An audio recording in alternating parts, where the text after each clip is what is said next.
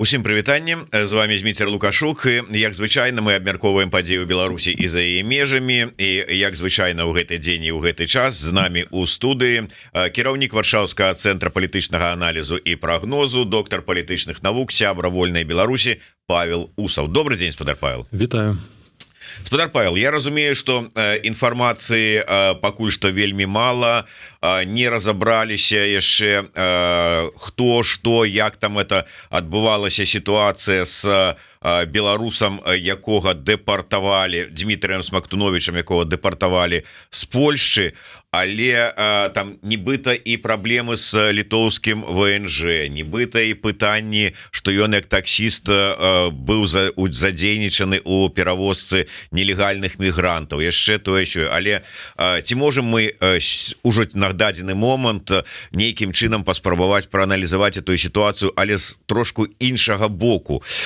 Усё ж такі на фоне гэтага міграцыйнага крызісу, які зараз ізноўку назіраецца, на фоне забойства польскага памежніка, на фоне вот таго, што гэтая сітуацыя абмяркоўваецца на самым высокім узроўні, прынята рашэнне пра стварэнне буфернай зоны і гэтак далей. Можа, это эмацыйнае просто такое рашэнне на эмоцыях, ці ўсё ж таки не, ці это тэндэнцыя, ці это вот як вы ацэньваеце? Ну, калі мы кажам пра гэты прыватны выпадак, ну, па-першае, безумоўна, недастаткова інфармацыі, недастаткова звестак і фактаў, што адбылося, як прымалася рашэнне, чаму гэтае рашэнне прымалася, і працэс дэпартацыі і прыняцця гэтага рашэння гэта не хвілінны працэс, так, гэта ўсё ж такі даволі доўгая працэдура з вывучэннем усіх фактаў за і супраць, каб чалавека дэпартаваць, тым больш, што у Польшчы ўсё ж такі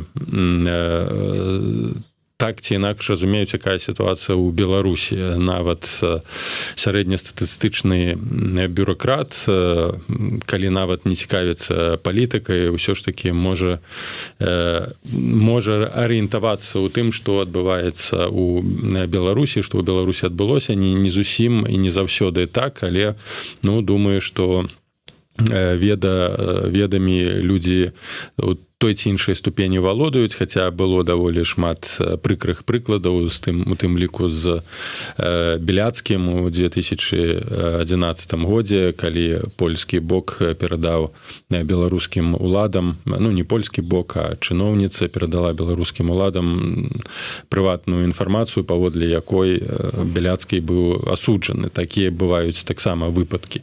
Але, ну, у дадзеным кантэксце ўсё ж такі, я думаю, што не спрацавалі тут нейкія такія эмацыйныя фактары, эмацыйныя чыннікі, а на цэлы шэраг праблемаў, пытанняў ўсё ж такі ўзнікла, асабліва калі, ну, трэба ж таксама разумець, што дзяржавы абменьваюцца інфармацыямі, калі былі нейкія праблемы з міграцыйнай службай ці з сістэмай бяспекі ў Літве, напэўна, у базу нейкую агульную гэтае пытанне ўносяцца, як ёсць і была агульная банкаўская сістэма, дзе таксама той ці іншы банк мае доступ да крэдытнай гісторыі чалавека, які адчыняе рахунак ці бярэ крэдыт у тым ці іншым банку. Таму я просто, канешне, не хацеў на дадзены факт, звязаны з канкрэтным гэтым прыкладам, спекуляваць ці нейкія выводзіць інсінуацыі. Сітуацыя сапраўды складаная агульна для беларусаў, якая фарміруецца зараз і з прычыны таксама таго, што адбываецца на мяжы, з прычыны працягу гібриднай вайны, нарошчвання вось гэтай агрэсіўнай рыторыкі з боку Лукашенка, смерць польскага вайскоўца, гэта ўсё стварае, ну, такую спіраль канфрантацыі, якая можа скончыцца даволі сур'ёзнымі сутыкненнямі на мяжы, бо таксама, ну, можна зразумець зараз пачуцці памежнікаў польскіх, пачуцці польскіх вайскоўцаў.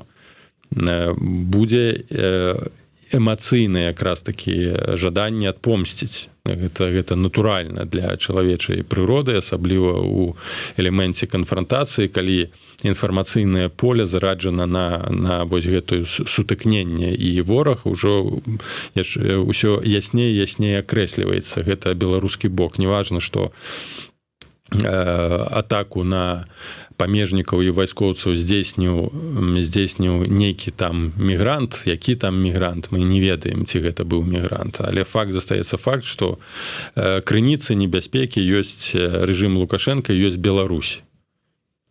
Вось гэта праблема. І чалавек, які на мяжы, польскім мундуры, у уніформе, ці паліцэйскі, ці служачы, ён не будзе разбірацца, добры, кепскі там беларус, там Лукашенко, не Лукашенко, для яго сфарміруецца ўжо калектыўны вобраз і калектыўная адказнасць, як з боку украінцаў, мы памятаем.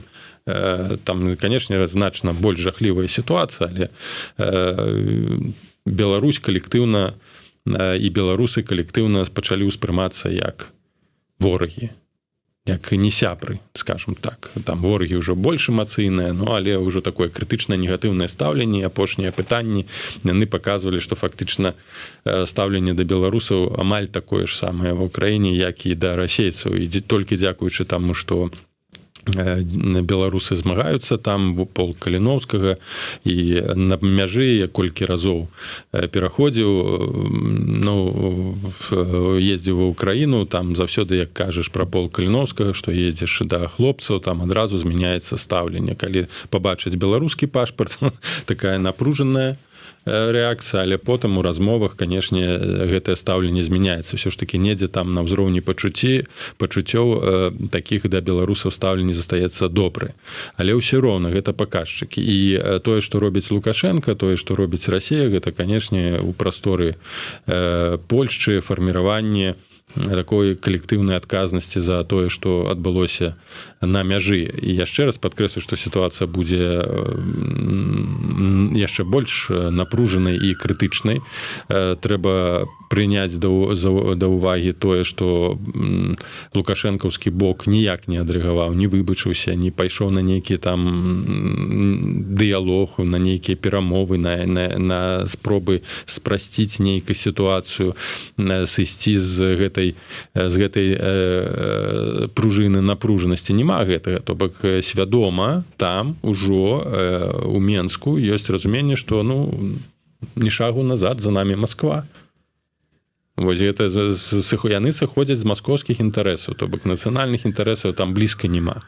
Яны ўжо цалкам з'яўляюцца рэсурсам рэалізацыі маскоўскай палітыкі. І, на жаль, як я ўжо сказаў, гэта можа адбіцца на беларусах. Можа паўтарыцца, пакуль што я гэтага не назіраю, на шчасце, у сэнсе, што няма такой адмысловай унутранай інфармацыйнай палітыкі, каб з беларусаў рабіць унутры Польшчы ворагаў, як гэта, на жаль, адбываецца ў Літве. Я спадзяюся, што ўсё ж такі тут гэты рацыянальны падыход, узважаны падыход польскага боку будзе адпаведны, застанецца на тым самым узроўні, чаго жадаю гэта зрабіць і літоўцам. Каб яны ўсё ж такі вярнуліся да рацыянальнага асэнсавання таго, што адбываецца з беларусамі, таго, што адбываецца ў Беларусі, і не рабілі з беларусаў ворагаў. Вось мне там учора прыслалі дакументы, і знову хваля вось такога прэсінгу ў дачыненні да беларусаў, да беларускіх сем'яў, вось пра інфармацыю пра жанчыну, рашэнне дэпартаменту па міграцыі. Жанчыне ў Беларусі пагражае пераслед, яе хочуць, пазбаўляюць магчымасці застацца ў Літве, і у рашэнні пішуць, што ў Беларусі ёй нічога не пагражаюць, хаця прыходзяць з вобшукамі, што, напэўна, узбуджана справа, і пагражаюць ёй дэпартацыі. Навошта рабіць вось гэтыя рэчы, асабліва калі ясная сітуацыя з чалавекам? А чаго гэта на ваш погляд залежыць? Вот все былі такія размовы про тое, что электаральная кампанія ў Літве, вось зараз вось можа быть это ўсё скончыцца, суцішыцца, тому что накручиваюць, можа быть, адмыслова там у пошуках новых там рэйтынгаў палітыкі ўсю эту сітуацыю. Здаецца, прэзідэнцкія выбары прайшлі, парламенцкія. Парламенцкія яшчэ будуць увосені, так, і гэта можа быць адной з прычын того, что ситуация не спрошчваецца. Разумееце, калі ўжо прымаецца палітыка такого навастрэння ножей, то прыняць адваротныя меры ўжо цяжэй, бо шмат рэсурсаў скіроўваецца на тое, каб даказаць, што вось беларусы з'яўляюцца пагрозай, як і расейцы. Шмат рэсурсаў скіроўваецца на тое, каб пераканаць тых же самых дэпутатаў, як мы памятаем пра дадатковыя законы аб межаваннях, што вось ёсць пагроза, там беларусы прыязджаюць, іх шмат, ім трэба абмежаваць пераезды ў Беларусі, абмежаваць выдачы нейкіх документаў, бо яны ствараюць унутраную пагрозу. Фактаў няма, але намагаюцца даказаць эмацыйна, інфармацыйна, ствараюць нейкія штучныя інфармацыйныя ўкіды. І паспрабуйце зараз, калі вы ўзнялі вось гэтую хвалю, стварылі напружанасць, трэба, каб нехта ўзяў адказнасць і сказаў, што мы памыліліся, што ніякай, прабачце, ніякай сур'ёзнай пагрозы беларусы не робяць, не ствараюць. Мы павінны ўсё ж такі сысці з гэтага, вось з гэтай палітыкі прэсінгу і паправіць сітуацыю. Ніхто гэтага рабіць не будзе, калі зараз вось гэтая хваля пераўтвараецца ўжо ў цунамі. Навошта? Лягчэй плыць там, стаяць на вяршыні гэтай хвалі, чым проста намагацца яе спыніць. Яны самі... Гэта так заўсёды ва ўсіх прапагандысцкіх працэсах, ва ўсіх гэтых так званых у палітыках палявання на ведзьмакоў і на чараўніцы заўсёды лёгка гэтую хвалю ўзняць. Потым гэта прыводзіць да ахвяраў, чым яе спыніць. Потым гэта прыводзіць да ахвяраў, да праблемаў, і ўжо потым наступае нейкае ацвярзленне, што вось, а што ж мы нарабілі? Так а чаму вось гэтыя рацыянальныя механізмы не ўключыць раней? А яны не ўключаюцца, бо эмоцыі, вось гэты страх нейкі, штучнае вось насычэнне прасторы інфармацыйнай гэтымі фейкамі, не фейкамі, людзі гэта разбірацца не будуць. Вось зараз наша будзе паездка з Яноном Станіславічам у Літву. На пачатку запрасілі яго ў Сейм, бо там канферэнцыя гэтых малых народаў расійскіх, запрасілі ў Сейм, там прынялі дакументы, раптоўна адмовілі. І нават арганізатары не ведаюць, чаму адмовілі. Там ужо розныя там спекуляцыі, і вось нават ужо зараз там у Фейсбуку я атрымоўваю пагрозы, што вось едуць бульба-нацысты. Ад каго? Ад літоўскіх тролей, я не ведаю каго, а вось ужо такія на ленце такія вось пагрозы атрымоўваюцца. Дарэчы, я выбачаюся, спадар Павел, што перабіваю, просто з нагоды вось з гэтай нагоды нейкага таго супрадзеяння прыезду Янона Станіславовича у Літву, шмат розных там інсінуацый, рознай інфармацыі вінавацяць канкрэтна то агулам офіс, што ён супрадзейнічае, то канкрэтна таго ж самага Лябедзьку. Нават у каментары, калі Лябедзька тут быў в эфіры, нехта напісаў, што за ерунда такая, Лябедзька бегае па Вільні і заклікае, каб не пускалі Пазняка ў Вільню. Я спытаўся ў Лябедзькі, чаго ён бегае па Вільні. Он сказаў, што да нема такога, мы нічога такога не маем. Кажа, я сам гатовы быць праважатым, каб са спадаром Яноном схадзіць у Сейм і вырашыць там, паспрабаваць вырашыць гэтае пытанне. То есть вот вы спрабавалі зразумець прычыну?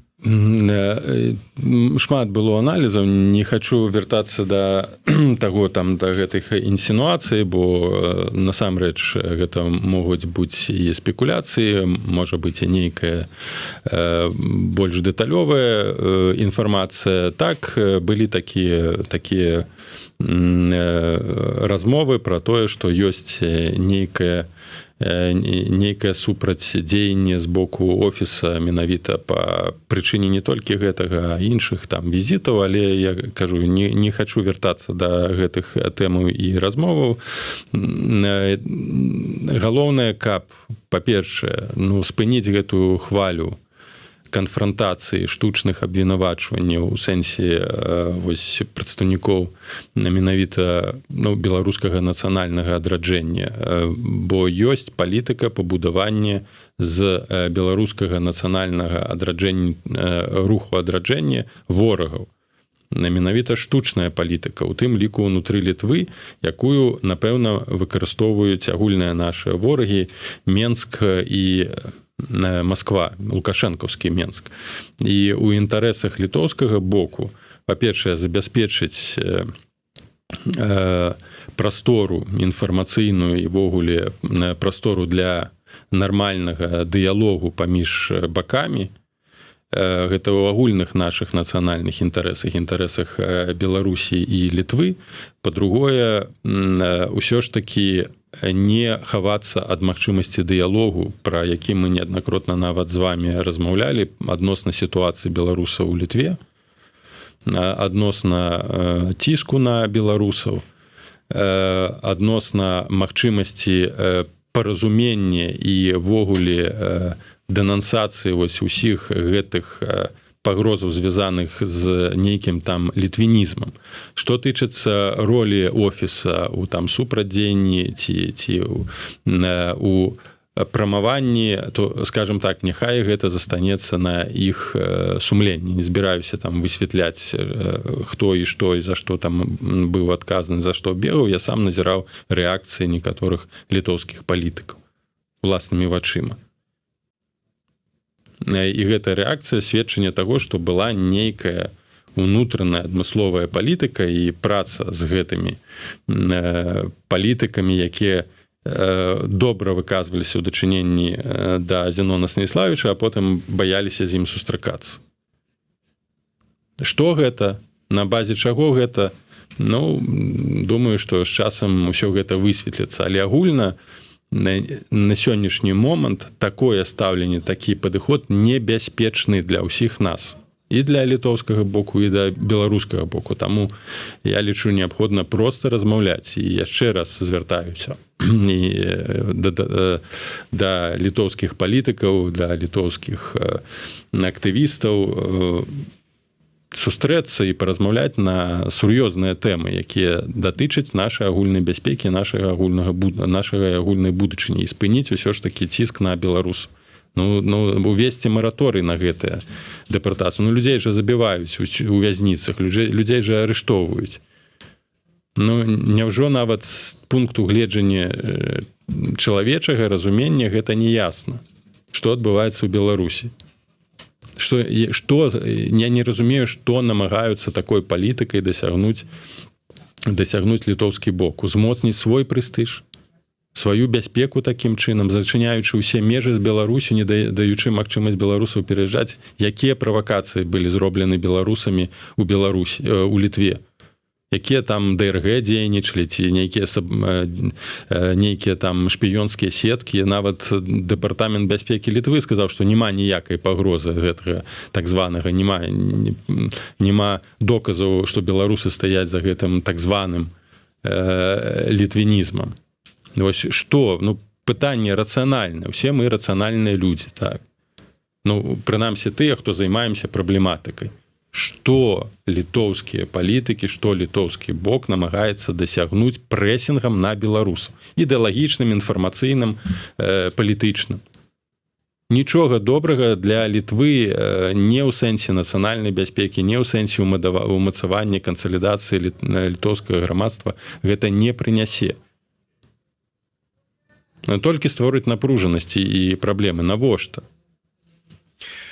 Так, цалкам згодны, тым больш, што троху выклікае некае такое здзіўленне, што у Літве там ці ў іншых краінах Балтыі спакойна праводзяцца розныя там канферэнцыі, з'езды расійскай апазіцыі, дзе збіраецца, так бы мовіць, весь бамонт расійскай апазіцыі. Зараз вы кажаце пра канферэнцыю як-то малых расійскіх народаў. Ну, гэта ты не важно, але гэта добрая рэч, але ўсё адно там праходзіць гэта, а з беларусаў робяць ворагу. Ну вось гэта на жаль праблему, якую трэба вырашаць, але чамусьці з таго боку вось добрай волі вырашыць гэтую праблему няма. Ну яшчэ раз скажу, там жа ёсць таксама офіс Ціхановскай. Вось на сённяшні момант просто скажем, хачу пабыць наіўным чалавекам. Вось калі Святлана Ціхановская выставляе, паказвае сябе як нацыянальны лідар, якога там прымаюць такім же статусам у краінах свету, іншых там на захадзе. Ну вось гэта ж ключавая праблема, якую трэба вырашыць, якая датычыць канкрэтных людзей, беларусаў, якія ж там прыехалі туды ў Літву.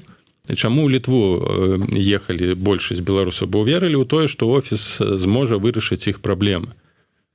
Яны верылі ў гэты інстытут. Яны верылі Святлане Ціхановскай, што вось ёсць там же гэтыя механізмы, што ёсць нейкія ўплывы.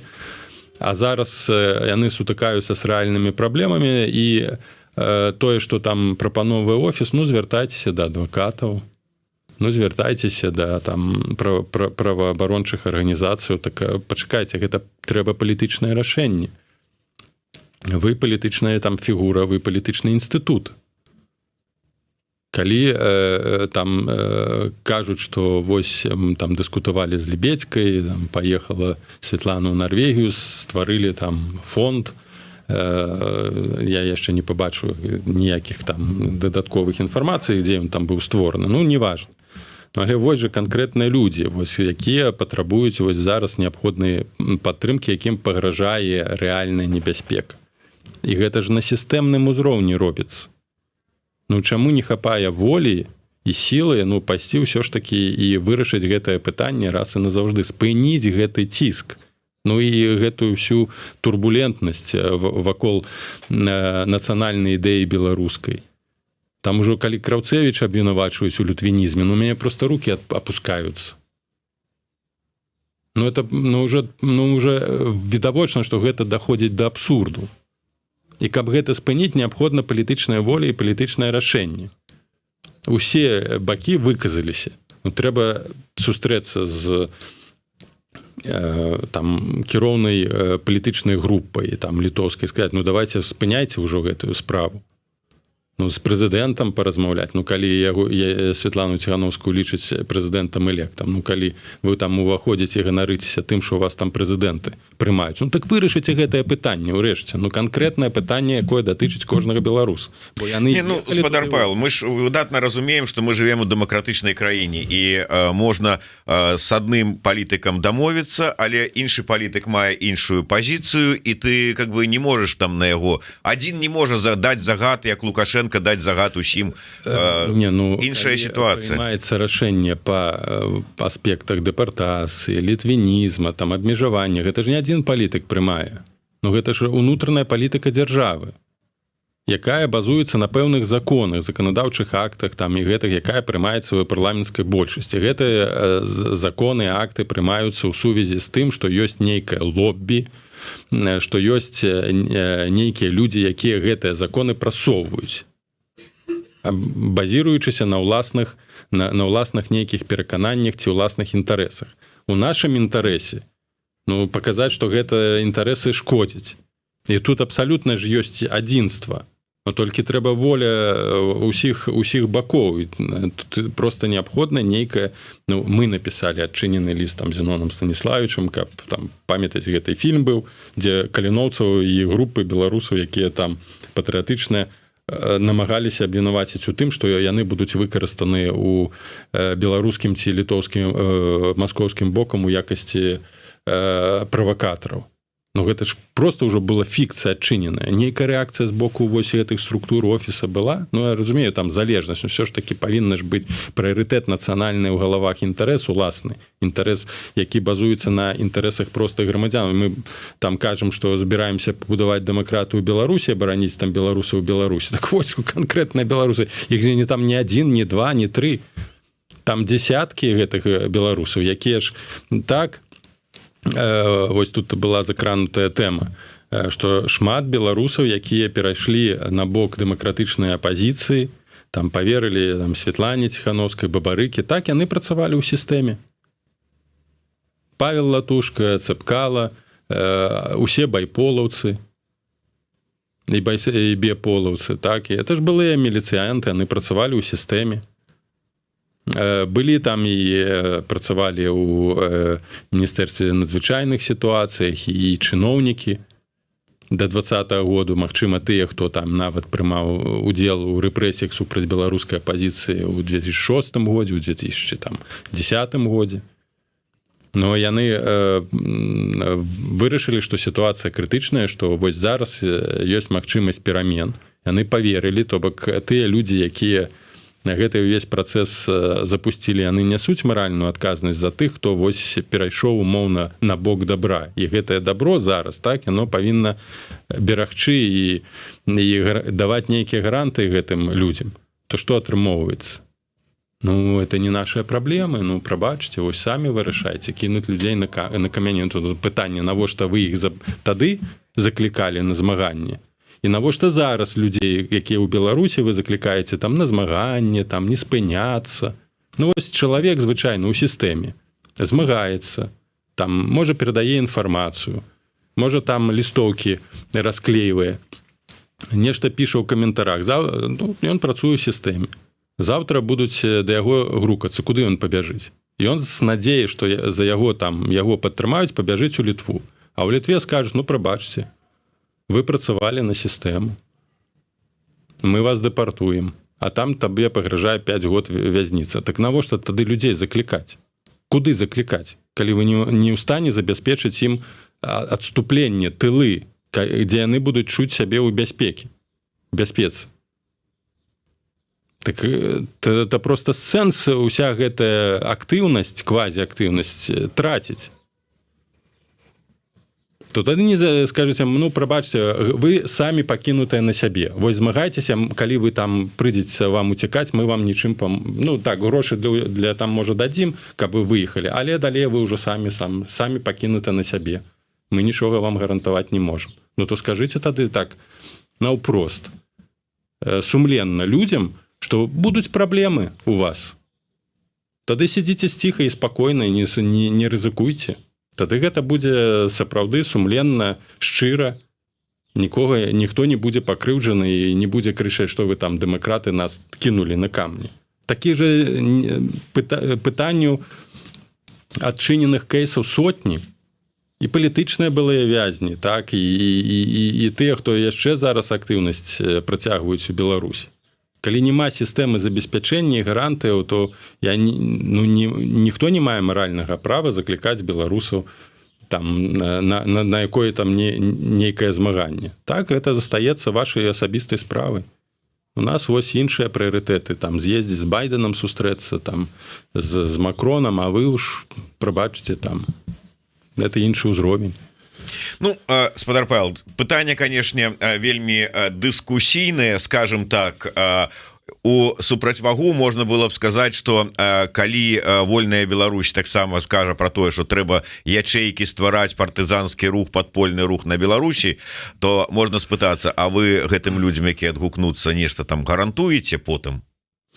Так, гэта праблема, канешне, і такіх рэсурсаў, якімі забяспечаны там офіс, і тое, што яны гэтыя рэсурсы атрымліваюць, і розныя фонды на там падтрымку палітычных зняволеных, мы не маем на сённяшні момант. Мы гэта арганізацыя. Там арганізацыя, як і якая іншая арганізацыя, не мае такіх рэсурсаў. Тут гаворка вядзецца, што ёсць нейкая сістэма, ці протасістэма, ёсць кабінет, ёсць прэзідэнт-элект, ёсць офіс цэлы, ёсць гарантаванае нейкае забеспячэнне, заплечча фінансавае для гэтага офіса і для кабінета. У нас такіх рэсурсаў няма. мы кажам шчыра. Мы прызываем, калі прызываем беларусаў, то, канешне, не можам гарантаваць. Хаця ёсць шмат прыкладаў, калі і дапамагаем, калі ёсць такая сур'ёзная неабходнасць і патрэба. Так, а такіх рэсурсаў, каб гарантаваць абсалютна 100% заплечча, дапамогу у нас пакуль што няма. Гэта не азначае, што іх не будзе, але такая сітуацыя.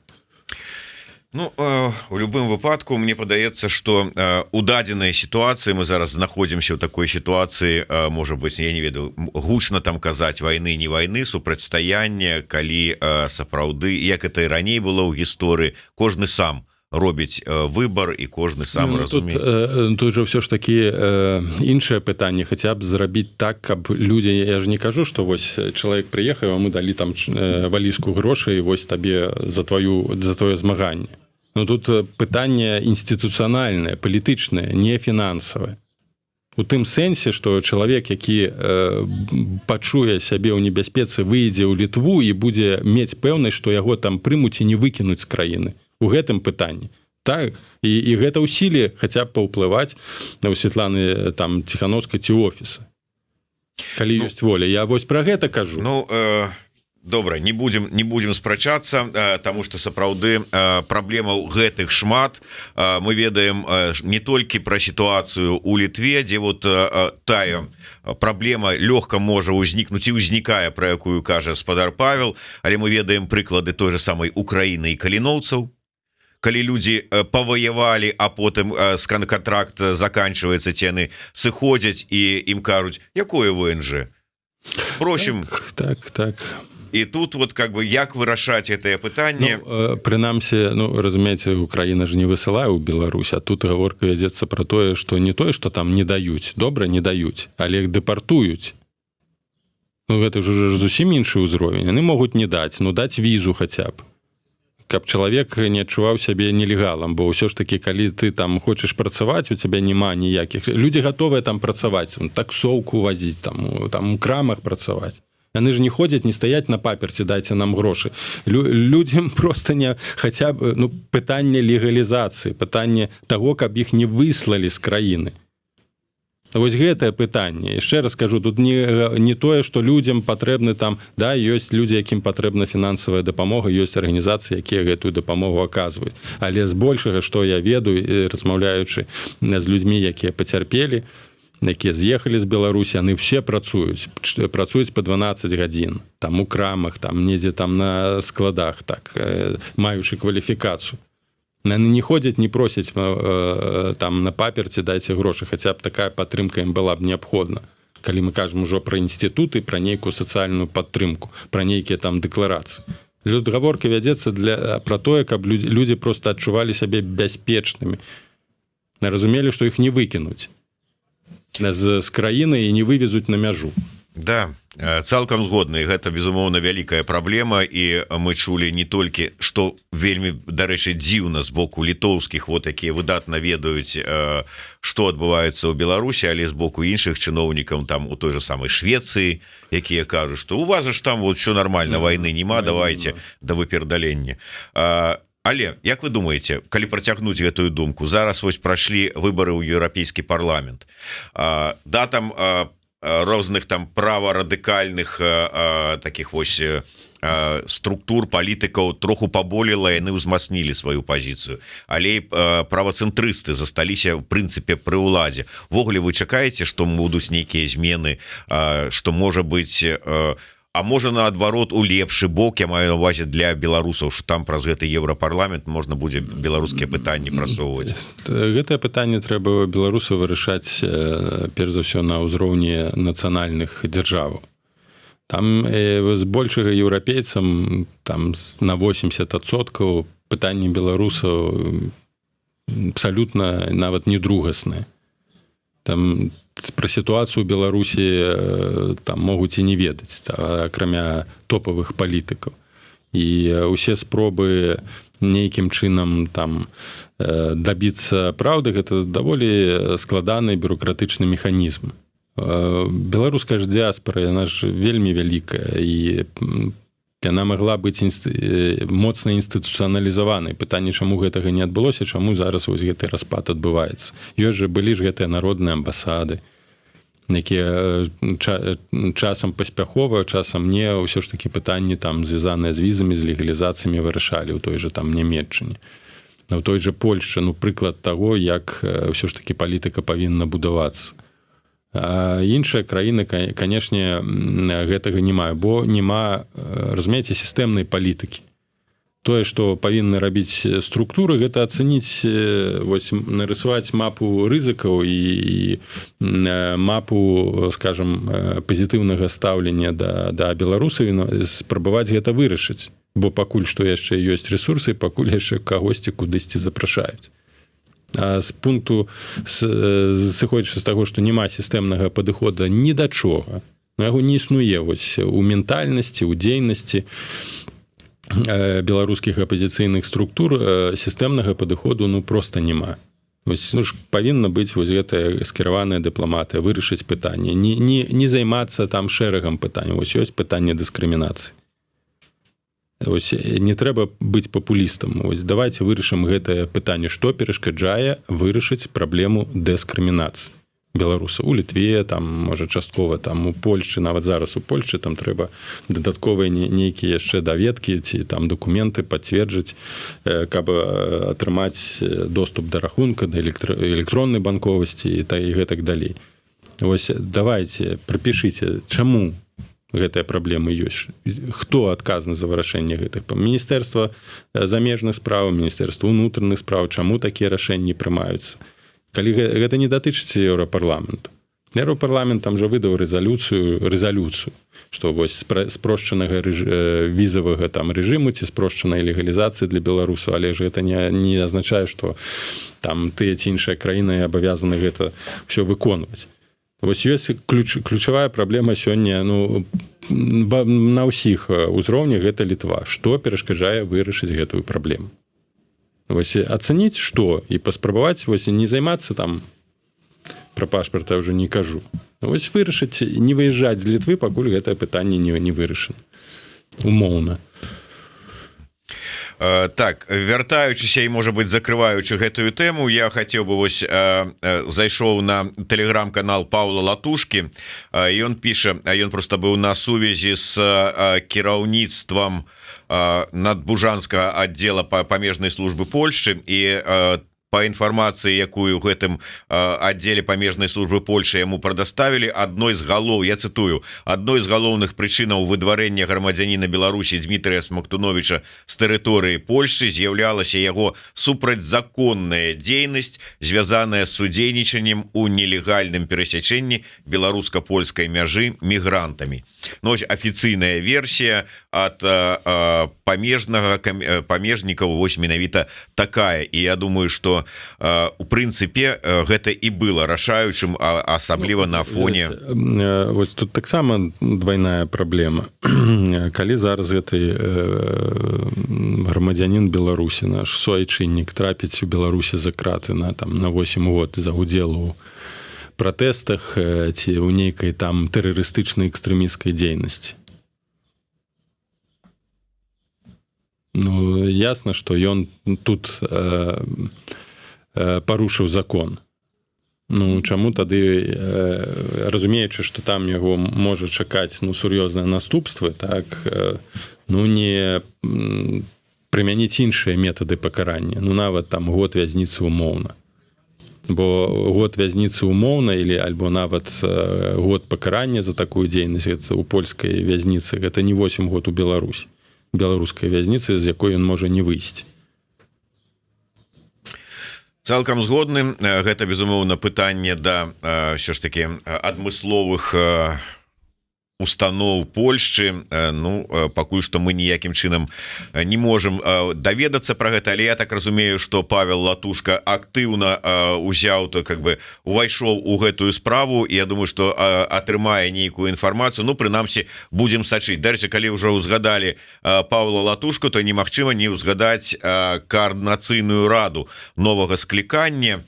і менавіта сёння увечары адбудзецца першае агульнае пасяджэнне координацыйнай рады другога і трэцяга складу. Такое, я цытую тут, гэта будзе адкрытае пасяджэнне з удзелам Святланы Ціхановскай і будзе ўвогуле как бы так бы мовіць інаугурацыя координацыйнай рады, да, не Ціхановскай. Тут ужо как бы час страчаны, скажем так, але перадача паўнамоцтваў ад папярэдняга склада гэтаму складу. Але, можа быць, не пра координацыйную раду, мы з вами уже мінулым разам гэтую тэму закраналі, а Латушка. Вот як вам бачыцца, так как бы такое адчуванне, што ён так добра палітычную вагу нарошчвае з удзелам у гэтай кампаніі, як бы да яе не ставіцца? Не толькі з гэтай кампаніі, канешне, ён на 100% выкарыстаў гэтую нагоду для ўзмацнення, ну, прынамсі, свайго інфармацыйнага палітычнага ўплыву ў серадовішчы новай апазіцыі. Канкурэнцыя такая палітычная заўсёды была, існавала, амбіцыі Павла Павловича яны былі відавочныя ў межах і координацыйнай рады, ў межах кабінета. Я думаю, што Латушка добра разумее усе праблемы і цяжкасці, якія ў перспектывы будуць узнікаць і з кабінетам, магчыма, нават альбо ператрансфармацыя, бо ў такім складзе, на такім узроўні гэты кабінет не зможа працаваць. Думаю, што атрымаўшы магчымасць гуляць ключавую ролю ў координацыйнай радзе, ось ягоны блок, калі ён не распадзецца, бо таксама тыя людзі, якія ўваходзяць у гэты блок, шмат якія цяжка назваць прынцыповымі і адданымі там аднаму інтарэсу ці прыхільныя да аднаго саюзу, будзе шмат перабежчыкаў. Ну, это ж не партыйныя спісы былі. Канешне, нават у партыйных спісах такое здараецца. Але ён можа паспрабаваць, скажем, падняць статус координацыйнай рады ў аспекце фарміравання аб'яднанага кабінету. Так ці інакш аб'яднаны кабінет павінен альбо ён перарадзіцца, альбо ён цалкам памрэ, бо сутнасць ягонага існавання на сённяшні дзень абсалютна неясная, асабліва пасля шмат якіх скандалаў і велізарнага дэфіцыту кадраў. Па сутнасці там няма каму працаваць. Гэта першы момант. Калі гэта ўдасца, то гэта будзе заслуга Латушка, так, і ён можа прэтэндаваць на ролю кіраўніка кабінета. І калі вось увесь час гучыць гаворка пра тое, што калі мы будзем па прынцыпу большасці парламенцкай, як у шмат якіх краінах, калі мы парламенцкая пытанне, мы ж не якая апазіцыя? Прэзідэнцка-парламенцкая, так? Ці парламенцка-прэзідэнцкая? Разуменне ж няма ніякага. Дзейнасць апазіцыі гэта абсалютна вось тая, якая сфарміравалася пасля 20-го году, абсалютна валюнтарысцкая, абсалютна вось не структураваная нейкімі, не прапісаная нейкімі дамовамі, нейкімі ўнутранымі рэгламентамі. Гэтага не існуе. У каго будзе больш волі, у каго больш такога ўплыву, то і будзе там навязваць правілы гульні. А прастора для гэтай гульні ўсё больш і больш звужаецца. І, канешне, Павел Павлович ўсё ж такі шмат што заінвеставаў у сваю дзейнасць, у адрозненні ад тых людзей, якія знаходзяцца ў офісе, там і кар'ера, і матэрыяльны дабрабыт, і для яго відавочна нейкая палітычная дзейнасць мае значна большы сэнс, чым для шмат якіх людзей, якія прыйшлі ў палітыку пасля 20-го году. Ён будзе імкнуцца замацаваць і актывізаваць сваё палітычнае жыццё. Так, ён становіцца адным з уплывовых з таго шэрагу новай апазіцыі людзей. І, канешне, калі яшчэ і падыдзе 25-й год, я не думаю, што там будуць нейкія там выбары квазіпрэзідэнцкія ці ўвогуле нейкае пераладаванне легітымізацыі. Але на новым фоне, у новай рэчаіснасці будзе новая рэчаіснасць, тым больш, што мы назіраем працэс звязаны з ўсё ж такі адтокам падтрымкі і даверу у тым крызісе, якім апынецца апазіцыя, ну, Латушка будзе выглядаць больш прываблівым. Ну, у сэнсе, як там прафесіянал, як там палітык, і, канешне, будзе вось фарміраваць такую больш прафесійнае номенклатурнае апазіцыйнае асяроддзе. Наколькі гэта будзе эфектыўна, канешне, у плане ціску на ці зменаў сітуацыю ў Беларусі гэта не будзе эфектыўна, але у плане выжывання апазіцыі у там перспектыве некалькіх год, ну, гэта будзе эфектыўна. Дарэчы, як бы мы не ставіліся да самого працэсу выбараў у каардынацыйную раду, галасавання і гэтак далей, чамусьці сам гэты факт, што нейкія дымсілы у выгнанні нешта тут зладзілі, нейкія выбары, ён так ну, я хвалюе Лукашенку, што ён не спускае гэта з языка. І перад галасаваннем пра гэта ўзгадываў, і зараз пасля галасавання, і на гэтым фоне расказвае пра тое, якія сумленныя, чэсныя і празрыстыя выбары ў 25-м годзе ён правядзе. Ну, давайте сыходзіць з таго, што ў 20-м годзе сістэма адчула на сябе даволі моцны удар. Тыя пагрозы, якія яны лічылі, там атачэнне Лукашенка, сам Лукашенко лічылі незначнымі, там фіктыўнымі, яны аказаліся лёсавызначальнымі. І вось гэтая траўма, гэтае разуменне, што нельга недаацэньваць нават там кволыя нейкія выбары, кволых кандыдатаў, бо невядома як, пра што гэта можа выстраліць, змушае сістэму рэагаваць на ўсё. Ну, калі за лайкі у Фейсбуку, якія былі пастаўленыя у там 21-м годзе, чалавек можа 3 гады атрымаць, ну так калі ласка, ці там калі прыходзяць да кагосьці з вопшукам кнігі, якія выдаваліся ў белдруку, яны ўжо экстрэмісцкія, іх забіраюць, іх і ўжо там ці спальваюць, ці выкідаюць. Ну, ўжо там барацьба супраць кніг, так пра што тут казаць? Гэта не якраз вось прыклад Лукашенка паказвае, што ёсць сур'ёзнае, нават перабольшванне, там перабольшанае, нават там хворае стаўленне да ворага, да абсалютнага яго знішчэння. Вось такое стаўленне, ну, трэба было б пераняць і мысленне беларускай апазіцыі. Калі была б такое грунтоўнае стаўленне, вынішчаць усё, ну, вось тое, што вось нам пагражае, кансалідаваць сітуацыю, развіваць там структуры, то мы былі б зусім на іншым узроўні. А яны дасягнулі поспеха. Іх рэакцыя на кожны лайк, так, паляванне на лайкі, прывяло да таго, што з падтрымкі там некалькіх мільёнаў падтрымка для апазіцыі там скарацілася умоўна да 6 000. Вось эфект. І яны будуць рэалізоўваць гэта як, ведаеце, не даваць расці структурам. А апазіцыя яшчэ больш да гэтага спрычыняецца, сама дыскрэдытуецца, нейкія ідыёцкія рашэнні, ініцыятывы, невырашэнне праблемаў з гэтым планам перамога, там потым з лістамі, з пашпартам і гэтак далей. То бок апазіцыя ў сваёй дзейнасці неэфектыўна, яна працуе на самавынішчэнне, не прыслухоўваючыся да крытыкі ў тым ліку, да прагнозаў негатыўных. А ў нас все добра. Дзе ўсё добра? І Лукашенко б не выжыў, і сістэма б не выжыла б, калі б яна не рэагавала і не рабіла маргінальную апазіцыю яшчэ больш маргінальнай. У гэтым-то і ёсць сутнасць і сакрэт выжывання сістэмы.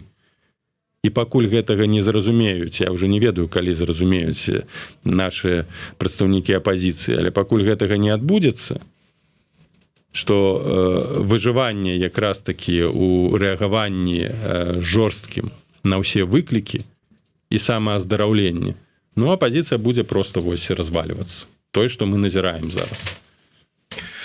Ну, а ўвогуле, як вы чакаеце, ці Ну гэта мы в прынцыпе перад кожнымі электаральнымі вот этим цыкламі прэзідэнцкімі, так бы мовіць, чуем гэтыя заявы Лукашэнкі: да мы тут зараз самыя чэсныя, самыя празрыстыя.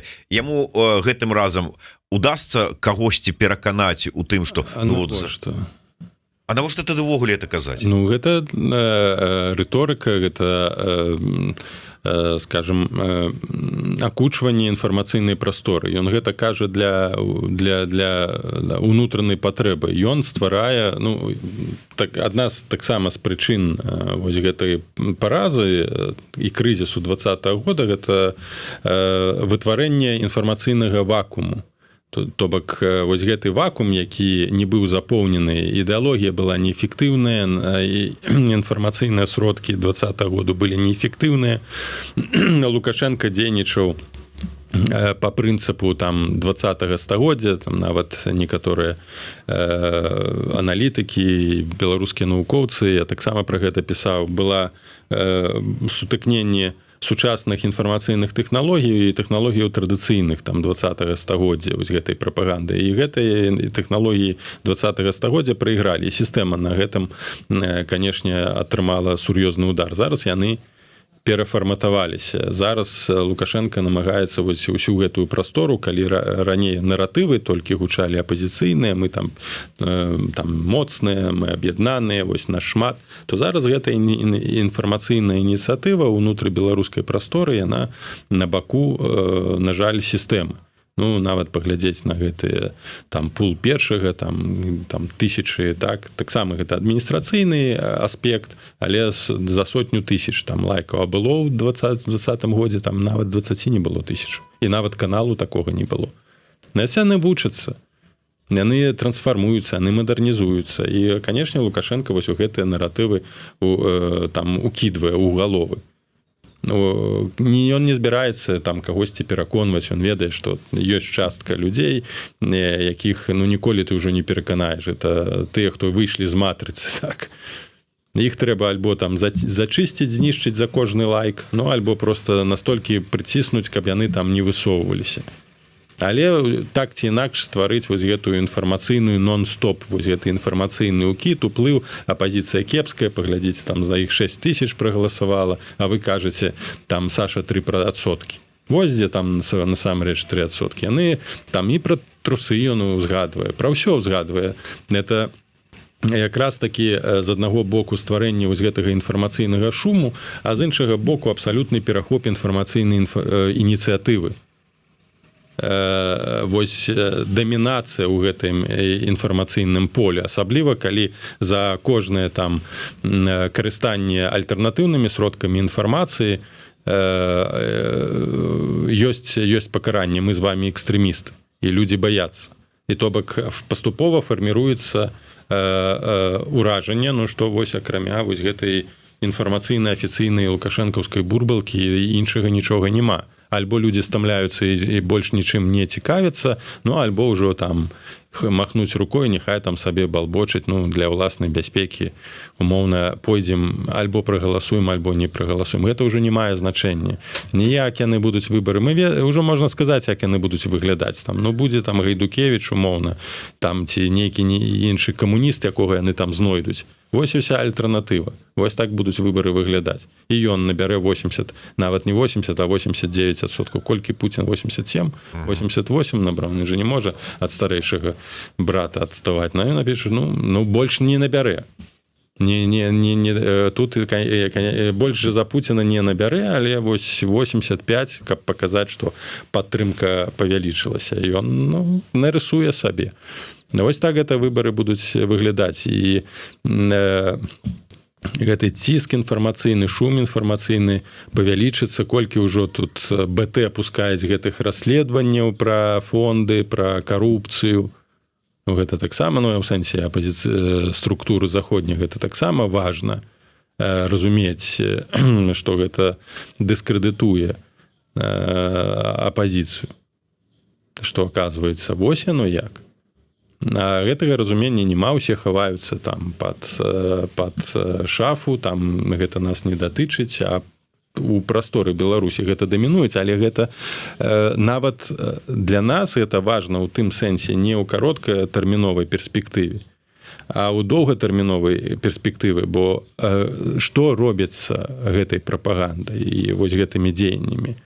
Гэта сфарміраванне, сістэмнае фарміраванне недаверу да апазіцыі цалкам. Недаверу да апазіцыі, да дэмакратычных асяродкаў як такіх. Дыскрэдытацыя альтэрнатывы. І вось у гэтым працэсе дыскрэдытацыі альтэрнатывы яны перахопліваюць ініцыятыву. Бо інструментаў, механізмаў даказаць, што гэта альтэрнатыва, прынамсі не даваць магчымасці ворагу выкарыстоўваюць нашы там слабасці, іх няма. Прыкладаў поспехаў нават у межах вось гэтай дэмакратычнай супольнасці няма. Вось мы вяртаемся да праблемы дыскрымінацыі, да праблемы дэпартацыі. Праект ніводнага праекту паспяховага, вось, ну, шчыра кажучы, вось за 4 гады паспяховага эфектыўнага праекту альтэрнатыўнага, які б можна было паказаць, што ён ёсць, што ён мае вагу і што мае ўплыву, ну, акрамя візітаў там да дэмакратычных лідараў, для беларусаў няма. Нейкія рашэнні звязаныя з там легалізацыі, але яны і так былі ў Польшчы, атрыманне гэтых дакументаў, пашпарта замежніка, яны гэтай інстытуцыі, яны і так былі ў Польшчы. Але вось калі ствараецца праблема, як дэпартацыя, там праблема пашпарта, праблема фарміравання рады, праблема фарміравання кабінету, вось каб паказаць, што гэта паспяховы праект, вось, на жаль, няма. Каб адказаць ворагу, што нягледзячы на праблемы, мы будуем, мы ствараем, мы развіваемся. І разуменне таго, што гэта трэба нейкім чынам змяніць, пабудаванне умоўна арміі, так, вось тое, што хацеў, там намагаўся рабіць так Сахашчык, паспалітае рушэнне, байпол, я прыгадваў, гэта выдатнейшы праект быў. І ён пераўтварыўся ў праект, які дыскрэдытуе апазіцыю, паказаў расколы, фінансавыя праблемы, непразрыстасць, спекуляцыі і гэтак далей. Вось што робіць улада. Яна перамагла умоўна ў кароткатэрміновай перспектыве апазіцыю. А зараз намагаецца цалкам знішчыць давер і забяспечыць перамогу ў доўгатэрміновай перспектывы не на 25-й год, а на 30-й год. Для Лукашенка ўжо не важна там 25-й год. Яму важна, каго ён пасля сябе пакінець, хто будзе пасля яго. Ну, калі Беларусь яшчэ застанецца ў тых межах, у якіх яна ёсць, калі мы там не кажам пра далейшыя спробы там расійскай экспансіі. Гэта іншае пытанне. Лукашенко думае ўжо, каму і як ён уладу перадасць. А для перадачы улады там пасля смерці ці там не пасля смерці неабходна вынішчэнне давера сістэмнага да апазіцыі. І вось гэтым яны зараз займаюцца. А нашая задача захаваць гэты давер да апазіцыі і для альтэрнатывы, будаваць і упэўніваць людзей, што альтэрнатыва, яна адказная, яна больш эфектыўная, яна мае планы на будучыню. Вось чым умоўна апазіцыя павінна займацца. Ну, а гэтую тэму пра тое, у якіх коканах інфармацыйных і мы жывем, і дзе мы знаходзімся, і ці перасекаюцца вось нашыя гэтыя коканы, мы пагаворым далей, таму што з намі зараз будзе ў студыі дырэктарка беларускай аналітычнай майстэрні Марына Новікова. А я дзякую Паўлу Усаву за тое, што такую добры аналіз падзеяў зрабіў у сённяшнім нашым эфіры.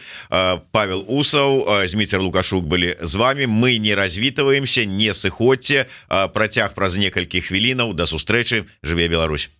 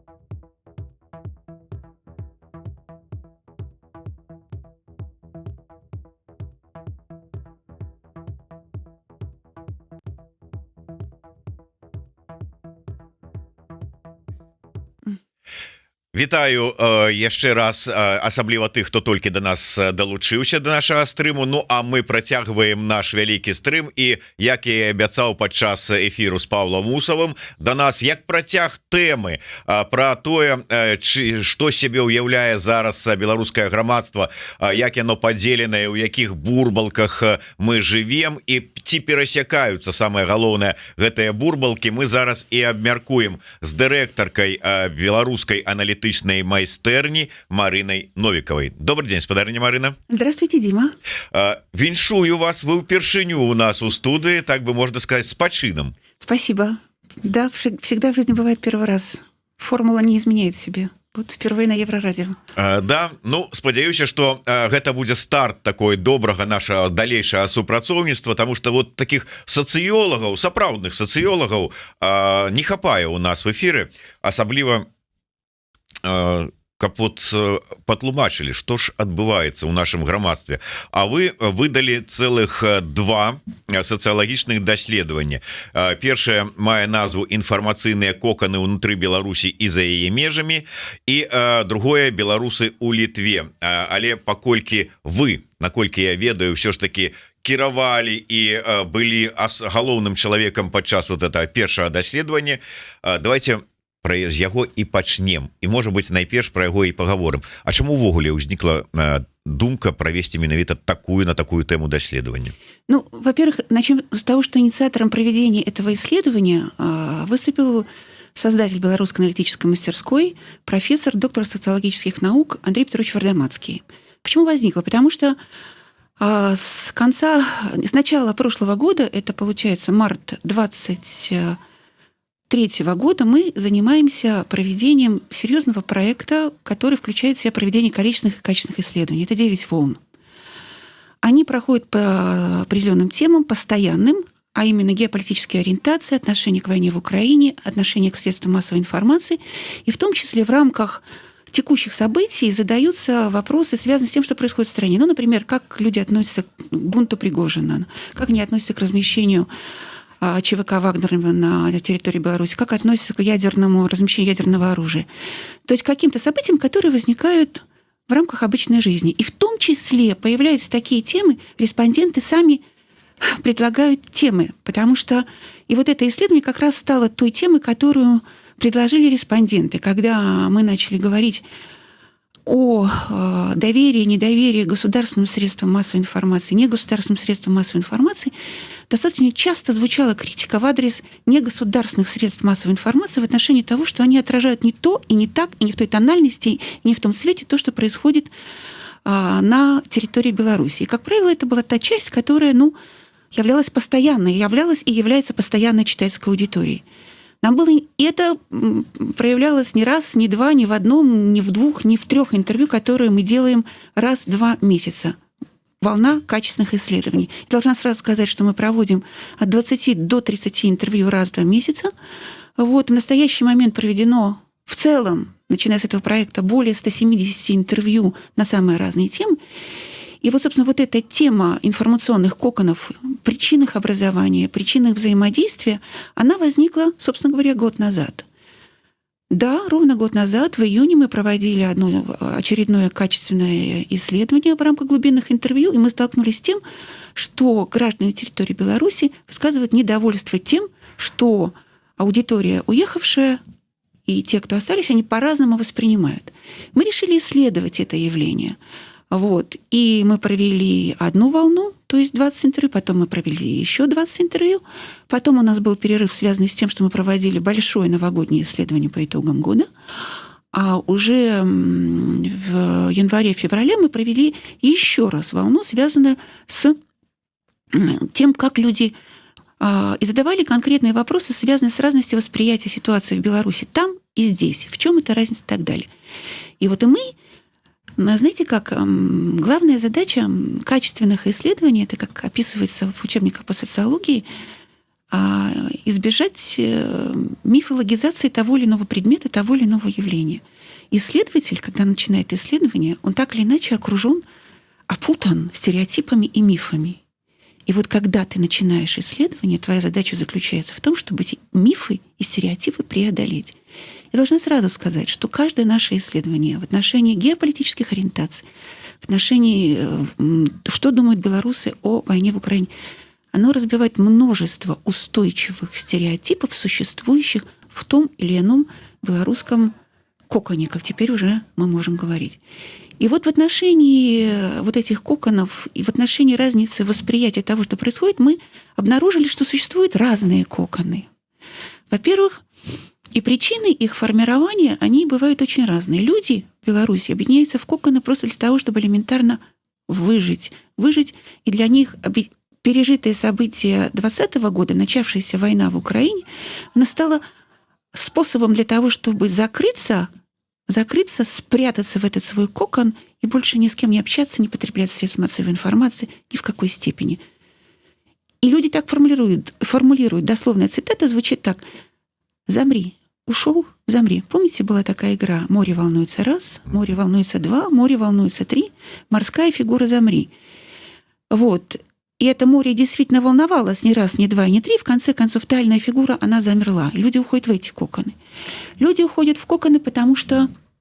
То есть первая причина — страх и безопасность, пережитый стресс. Ну, безопасность как отдельный кокон, потому что люди просто опасаются формулировать и выражать свои точки зрения в том или ином сообществе. Поэтому среди своих, как говорила одна из наших респонденток, помните, существовали такие клубы «Спикизи», куда нужно войти по специальному паролю.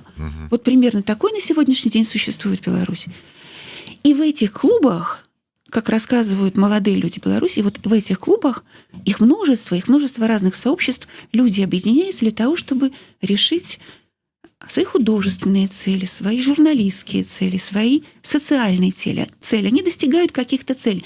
И конечная цель этого всего — самореализация. Кокон объединения как самореализация. Вот. Итак, мы перечислили с вами 3: безопасность, выживание, самореализация. Но есть еще и третий кокон, связанный... Четвертый, связанный собственно, с потреблением информационной повестки. То первый, второй и третий также связан с потреблением информационной повестки. Но здесь не только потребление информационной повестки, но еще и рефлексия по поводу того, что я читаю, почему я читаю и зачем я читаю. Это на самом деле очень большой разговор о том, что сегодня происходит с потреблением средств массовой информации, не только не государственных, но и государственных, и вообще. И новости как ценности. Мы задаем вопрос, и мы приходим в рамках наших исследований регулярных о том, что новость приобретает и в то же самое время теряет определенную ценность. Так вот, люди, находящиеся здесь, по-разному воспринимают ситуацию, которая, в отличие от людей, которые находятся в Беларуси. И эта разница катастрофическая. Катастрофическая.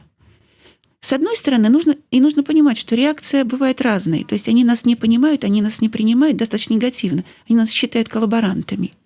А что, 9 миллионов человек — это цитата? Я сейчас оперирую только цитатами. А что, 9 миллионов человек — это что, коллаборанты? А почему они коллаборанты? Потому что они платят налоги. А куда идут эти налоги? А эти налоги идут в том числе на вот эту вот культуру. Да? То есть и мы пытаемся вот эти аргумент той стороны, которая считает, что нас не понимает, их аргумент заключается в том, что здесь и сейчас мы пытаемся что-то делать. Маленькими шагами, это снова цитата, мы пытаемся здесь и сейчас что-то делать и менять эту действительность. Вы говорили, очень важную фразу сказали: взаимодействие этих коконов. Да, мы столкнулись с этим признанием наших респондентов, которые говорили о том, что как это можно сотрудничать с местной властью, с местным исполкомом в рамках проведения той или иной культурной, исторической инициативы и так далее. Но оказывается, можно договориться. По той простой причине, как полагают некоторые наши респонденты, что в маленьких городках как раз-таки есть патриоты своего дела. И это неудивительно.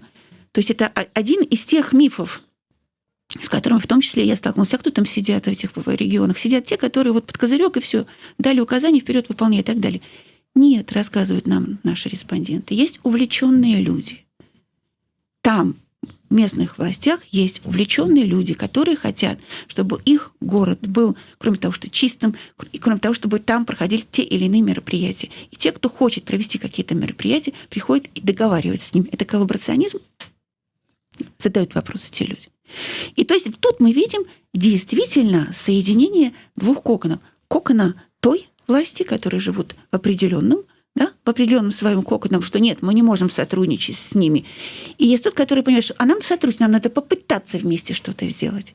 И это попытаться, учитывая то, что мы начали проводить это исследование год назад, и мы вернулись к тем респондентам, с которыми мы разговаривали год назад, и разочарования нет. Наоборот, метафора звучит следующим образом, что если наблюдать о том, как трескается асфальт, в который все закатали, может наблюдать только тот, кто видит этот асфальт. И вот он будет видеть, как трескается этот асфальт. Он будет видеть, как через него что-то прорастает. Вот. Так что, если подытожить, и главное, что нам и лично мне дало это исследование, понимание в очередной раз, когда мы проводим эти исследования, качественные исследования, какой бы темы это ни казалось, мы сталкиваемся с какими-то совершенно невероятными открытиями. Открытие в данном исследовании о том, какое количество увлеченных людей на сегодняшний день в Беларуси готовы маленькими шажками двигаться вперед и проводить те инициативы, которые им интересны. Вопреки всему. А иногда не вопреки всему, а иногда в сотрудничестве с местной властью. Я для того, каб, можа быть, трошечку разобрацца, ці патлумачыць сітуацыю, пытанне, якое задаюць пастаянна людзі, ці потым у абмеркаванні любога сацыялагічнага даследавання узнікае, асабліва калі гэта даследаванне датычна таго, што адбываецца ўнутры Беларусі і рэспандэнты ўнутры Беларусі, пытанне задаюцца, ці можна праводзіць сацыялагічнае даследаванне ў концлагеры. Я цытую. Это я не сваё кажу. Маўляў, людзі жывуць пад ціскам страху. Робяць яны там што-то цішком, не робяць яны цішком, але ёсць страх, што мы ведаем, хто канкрэтна там нам патэлефануе, ці куды потым гэтыя звесткі могуць патрапіць. І таму, можа быць, гэта ж ужо на ментальным узроўні ў беларусаў, вот это вот тактыка, стратэгія, уменне выжываць. А это значыцца нікому не давяраць канчаткова и правду на усялякі выпадок. Знаете, не казать. Спасибо за вопрос. Вы знаете, Дима, в настоящий момент мы проводим исследования в отношении национальной идентичности. И первый вопрос – качественное глубинное интервью. И первый вопрос, который задается респондентам – доверяете ли вы большинству белорусов? Я провела сколько? 7-8 интервью уже. Да?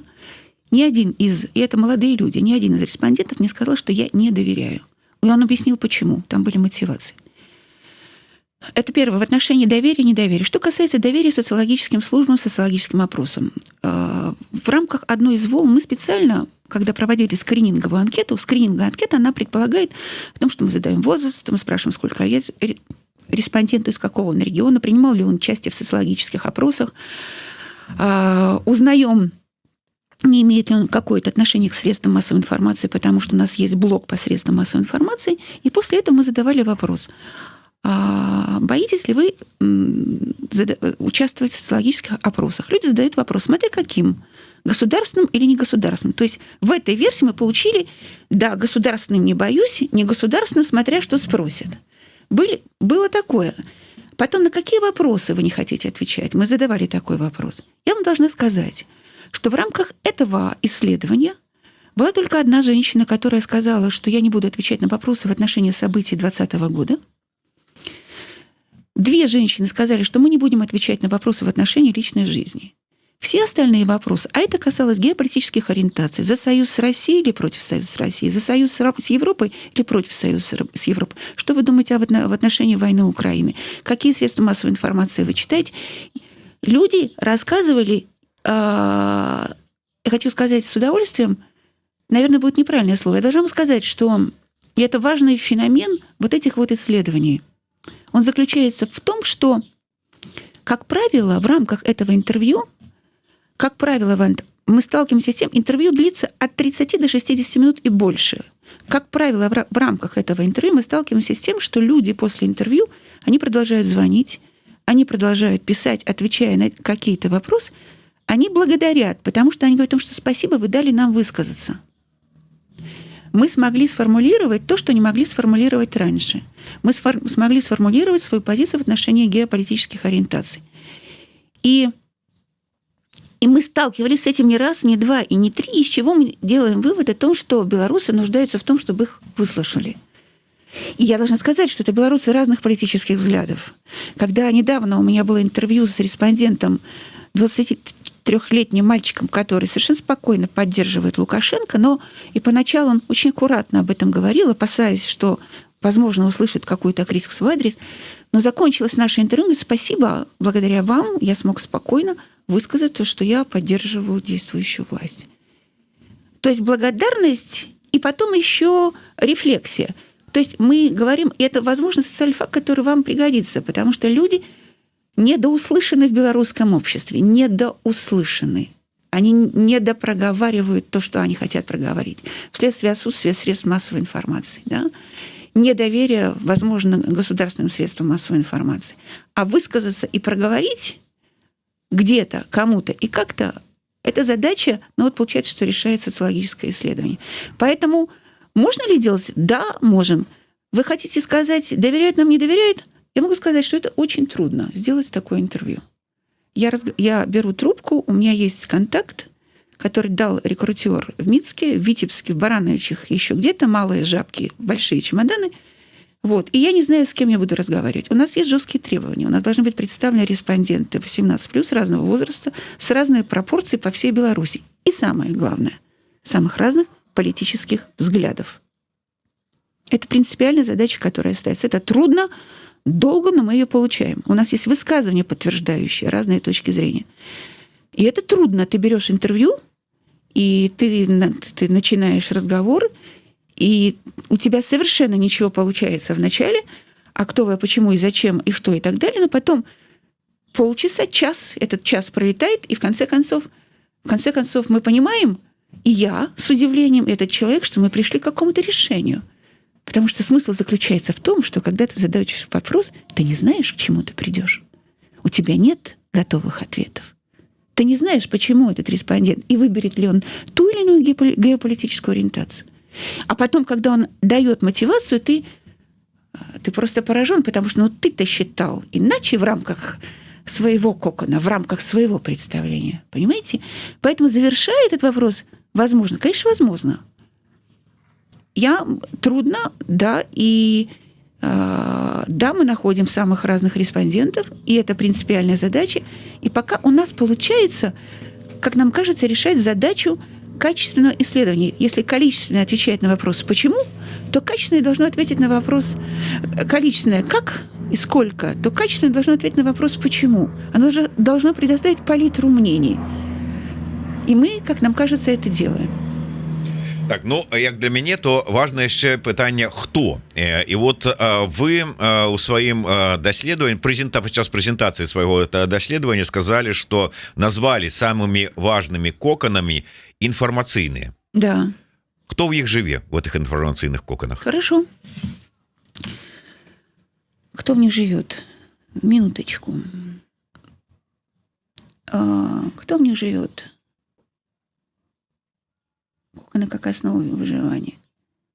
Сейчас откроем.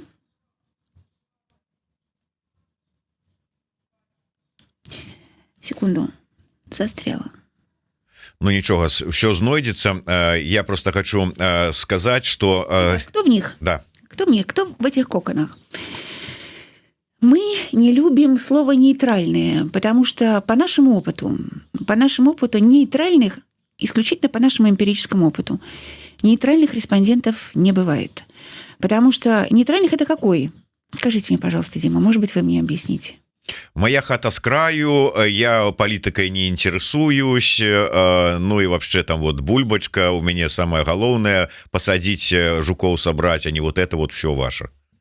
Да, но потом ты начинаешь задавать этот вопрос респонденту, говоришь, почему Европа или Россия, и человек начинает давать полную выкладку, фактически университетскую. Почему все-таки Россия? Или наоборот, почему, собственно, Европа? С точки зрения мировоззренческих взглядов, как мы убедились, они или коротко, или длинно, они имеют абсолютно четкие позиции. Абсолютно четкие позиции. Поэтому цитирую одного из наших респондентов, мы нейтральные сейчас называем потомственно лояльные. Потомственно лояльные. Почему? И в вашем, вероятно, во всяком случае, в моем окружении точно так же есть люди, которых... Я долго жила с такими людьми до 2020 года, у которых все было хорошо. Действительно все хорошо. У них была хорошая зарплата. Они работали в государственных либо негосударственных вузах. Вот. Они работали врачами, у них были какие-то премии, они могли поездить себе в Египет, Турцию. Они все считали, что все на самом деле хорошо. Это правда, есть такие люди. И в какой-то момент ты думал, боже мой, ну а что, это вот я, будучи на тот момент журналистом, мне все время хотелось задать, как задавал вопрос этот профессор Преображенский, а что, они вас вообще газет не читают, да? Или где-то это было, тот самый Мюнхгаузен. Вы что, не знаете, что война кончилась? Почему они газет не читают? Так вот, и мне казалось, они что, газет не читают? Они что, не знают, что проходило в 2010 году? Они что, не знают, как выходили там на выборы там, в 2006 году, не знают, как выходили в 96 году вообще. Они что, не знают, почему они живут сейчас в каком-то благостном совершенно мире, и теперь они вдруг проснулись, и они начинают что-то делать. То есть, но вот эти потомства лояльные, они не проснулись. Потомство, их не затронула судьба родителей. Видите ли, у меня папа журналист независимых медиа, да, и я знаю, что это такое. Я с этим сталкивалась, да. Я сама всю жизнь работала с независимых медиа, и я знаю, что это такое. Да, то есть у меня была какая-то история, да, вот, и я четко знаю, что туда я не пойду, и туда я не пойду. То есть я уже с этим связана. А если ты не связан с негосударственными медиа? А если тебя вообще нигде никогда не побили? Если ты даже понятия не имеешь о том, что существует какой-то марш, зачем куда пойти? Вы знаете, с чем мы столкнулись в 2022 году, когда мы начали делать первое исследование? О том, что есть категория людей, которые вообще не знают о том, что в Минске что-то происходило. Как они говорят? В Минске что-то происходило? В 2020 году? Есть такая людей, которые знают о том, что так а что там происходило? То есть до них, цитируя нашего респондента, не дошла волна. И удивляться этому, и спорить с этими людьми, как ты сказал один хороший ученый-социолог, не спорьте с респондентом, выслушайте его. Выслушайте его. Но они говорят, что нет. Так вот эти вот потомственные лояльные, у которых, вот давайте этот психотип разберем. Бабушка никогда не ездила в Европу. Ну, в 90-е годы потом, да. Зарабатывать приходилось трудно и так далее. Дача появилась, ну, будем на дачу ездить, да. Потом началась, дочка появилась, учиться надо там и так далее. Но тоже как-то дорого, трудно. Ну, дачу ж тоже надо расти, да. А потом появляется внучка, которая говорит, ну, так а зачем ты? Да ездить, Инстаграм открыл, и, собственно говоря, все есть. Для нас когда-то железный занавес и открытие этого занавеса стало социальным явлением. Мы должны были поехать, мы должны были увидеть. Сейчас такого сесть, поехать, увидеть нет. Ужас заключается в том, что те респонденты, с которыми мы сегодня разговариваем, спросите меня, Дима, потом, Марина, что вас внушает надежду, когда вы разговариваете с респондентами? Я вам отвечу. Ну, это мы сделаем в конце. Да, это мы сделаем в конце. Добро. Да. И вот когда вот эти респонденты говорят, они говорят, а мы, я говорю, я прошу прощения, а были ли вы за границей? Он говорит, да, в России. Это про який узрост мы говорим? 20. 22. Потерянное поколение. Да, и это на фоне вот этого всего ужаса, который происходит на сегодняшний день в Литве, в Польше и так далее. Вот. И они говорят, а были ли вы в России? Да. А хотите ли вы поехать в Европу? Я, не знаю. А хотите ли вы? Не знаю. Так это они не знают, правда? Они не знают, они не были, они не видели. А захотят ли они поехать, когда нужно отстоять, и у тебя последний бутерброд и бутылку воды на литовской границе, как это сейчас происходит? Вот. Мы надеемся не выйти, потому что наше исследование о фокус-группах, которые провел профессор Вардаманский в марте, оно существенно показало о том, что белорусы не выступают против литовцев. Белорусы доброжелательны, белорусы готовы учить литовский язык. Да? Вот. И поэтому что будет с этими молодыми людьми, которые уже не могут поехать за границу, которые уже сейчас говорят, в Беларуси лучше. Что будет с ними? Понимаете? Поэтому, что касается коконов... Будут жить, как у Паўночнай Кореи живут молодёны. Они считают, я вам приведу пример. И там не лечить.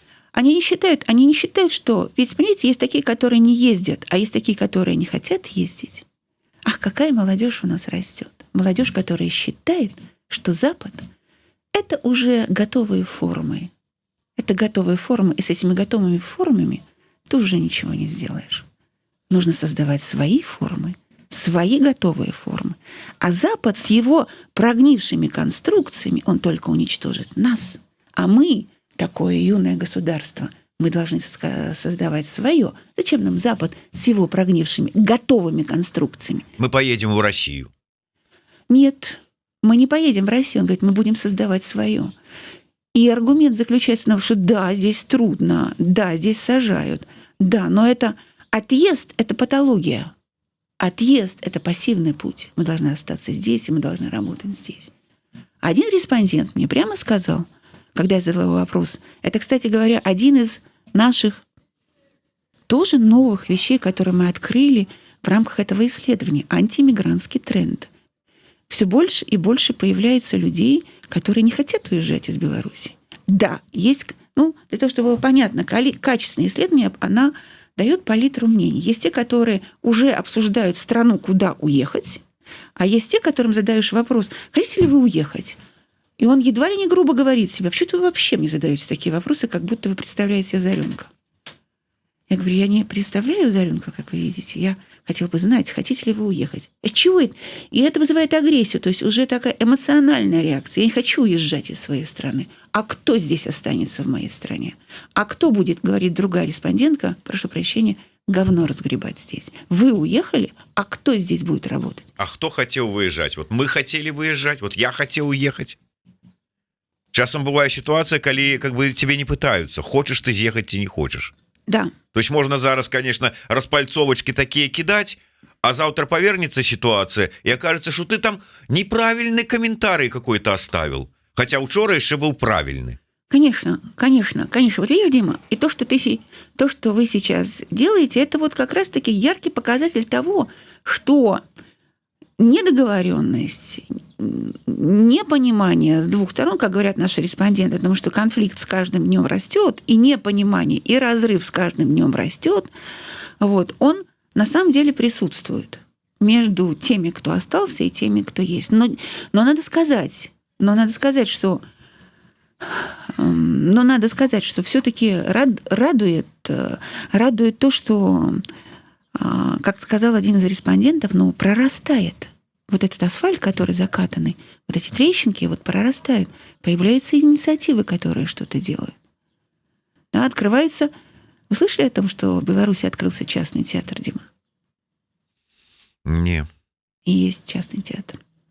И он ставит спектакли. Да, и насколько мне известно, там контроль за репертуарной политикой, он не является каким-то жестким. Они ставят спектакли, делают на спектакль, пользуются, театр пользуется популярностью. То есть есть движение, и примеров этого движения на самом деле можно привести много. Например, рассказывает куратор райисполкома, который занимается культурной политикой. Вот мы проехали по музеям этим летом и видим, что да, конечно, борьба с геноцидом обязательно должна присутствовать, да, но в том числе есть зал, где исключительно белорусская символика, где исключительно рассматриваются повстания какого-то определенного периода, которые бы рассматриваться не должны. Есть. И там есть. И там еще что-то есть. И вот вместе с этим вот это вот что-то есть. Оно есть, и оно развивается. Понимаете? И, конечно, это не может... И я сейчас, может быть, я бы не хотела, чтобы сложилось такое ощущение, что мы разговариваем только с протестной части. Нет, и этого быть не может, потому что наша задача в первую очередь представить всю палитру мнений, все точки зрения. И участники, и люди, которые поддерживают за Лукашенко, люди, которые поддерживают действующую власть в силу тех или иных причин, конечно, есть. Мы не работаем на чью-либо политическую конъюнктуру. Мы представляем, на наш взгляд, реальное общественное мнение. Безумоўна, ніхто не лічыць, што как бы там абсалютна усе нейкія потомственно лояльныя там ці там пагаджэнцы ці яшчэ што-небудзь, абсалютна розныя людзі, але вот гэты момант мяне найбольш я читаю просто вы тры прычыны таго, чаму беларусы у розных гэтых вось шкарлупінях по-рознаму ацэньваюць рэчаіснасць. Ваши вот высновы чаму по-рознаму? Да, ну, конечно, если ты сидишь, конечно, если ты сидишь в ужасе от того, что тебе страшно, что за тобой могут прийти, и тебя арестуют, ты сидишь в собственном коконе, ты полностью перестал читать средства массовой информации, вообще не государственные, ты вообще перестал читать. То есть, на самом деле, источник информации имеет колоссальное значение, но это тема совершенно другого разговора. Что сегодня происходит со СМИ? Что сегодня происходит со СМИ внутри страны и что происходит в эмиграции? Человек перестает читать вообще все. Я знаю примеры. Когда люди готовы были уезжать, начитавшись негосударственных белорусских медиа. Все черное. Они переставали читать и начинали... Есть примеры, у меня есть высказывания. Они начинали читать государственное телевидение с уборками, жатвами, что там еще. Вот в какой-то будничной тогда жизни, и он решил остаться, этот бизнесмен, например. Есть и совершенно обратные ситуации. Вот. Поэтому примеров на самом деле достаточно много. Просто нужно понимать, что существует то и другое. Существуют те, которые хотят остаться, существуют те, которые довольны, существуют те, которые недовольны. Этот пласт на сегодняшний день, ну, знаете, как говорил профессор Вардамацкий, можно воспринимать белорусское общество как исключительно монохромное. Понимаете, есть недовольные, есть я батьки, я не люблю этих определений, есть нейтральные. Ни то, ни другое не соответствует действительности. По той простой причине, если мы разберем хотя бы геополитические ориентации. Миллион объяснений, почему люди не хотят вступать в Евросоюз. Такой же миллион объяснений, почему люди хотят вступать в Россию. Миллион объяснений, почему люди хотят третье объединение, там, Балто-Черноморский союз. Это все есть. И самое главное, мы можем говорить о том, что начиная, вот уже год мы делаем это исследование, во-первых, это подтверждает валидность наших исследований, потому что они подтверждаются, мы сталкиваемся с теми же мнениями, но в том числе появляются новые.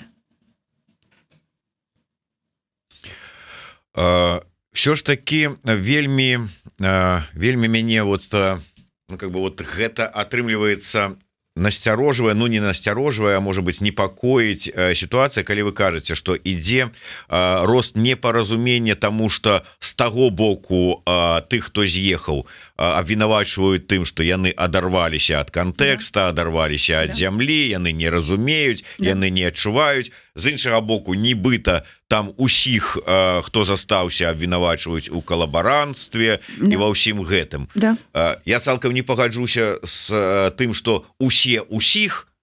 Я согласна с вами. Потому что калі один троху можа быть пакрыўджаны, там что ён з'ехаў, а там жыццё не спынілася, а працягваецца, і ён так думае, как же ж это так? Я же уехал, а вы там працягваеце жыць заўсёды, ну, безумоўна, і то ён вінаваць у калабарантах, это не значит, что ўсе, як і не ўсе, хотя безумоўна вельмі часта я ў сваіх каментарах таксама тут читаю, чую про тое, что адарваліся. Гэта сапраўды вот вельмі такая сур'ёзная і балючая тэма, і наколькі яна у ваших даследаваннях проявлялася, наколькі яна сур'ёзна сапраўды, вот это что... действительно очень серьезная тема, оторванность белорусской повестки от того, что происходит в стране.